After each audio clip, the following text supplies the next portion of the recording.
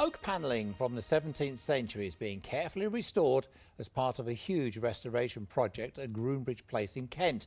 The Grade 1 listed building has become famous as the setting for the recent film remake of Pride and Prejudice. Well, now its owners want to restore it to a home, although the gardens will stay open to the public. Polly Evans went to take a look at the skilled craftsmanship involved.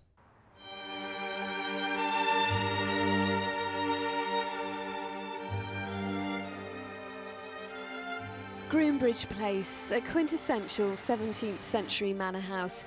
Past owners have been involved in the beheading of a king, gambling, building churches, kidnap and other such intrigue. More recently, it's been the silent star of Hollywood's latest take on Pride and Prejudice. Charlotte, we may not visit if you do not, as you well know, Mr. But now its past is speaking loud and clear through its walls.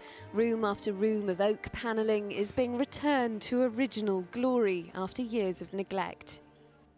What we have to do is get into the grain,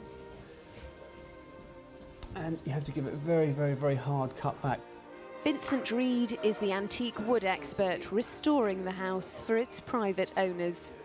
What we're trying to achieve here for the end result would be as if a maid had gone around with a cloth and just wiped this over and dusted this every day. Vincent was brought in after English Heritage put a stop to earlier work that they weren't happy with. This should never ever be cleaned. This has been cleaned far too much, so therefore you've just lost its age. If the correct way to do this is just to very, very, very lightly clean this back, so therefore the highlighted parts would just be this area, and this area. It's been painstaking effort. This room took 3 months to finish. This room was totally covered in blue paint.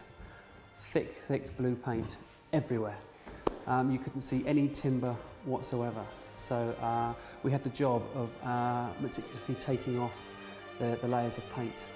Voices from this house's past, her present and her future are all intrinsically involved in this restoration project. But in the work going on here, everyone's making sure it's the voices from the past that speak the loudest. Polly Evans, BBC South East Today, Groombridge. Beautiful place. It is. Beautiful. I wouldn't mind living there, would you? Need a lot of cleaners though.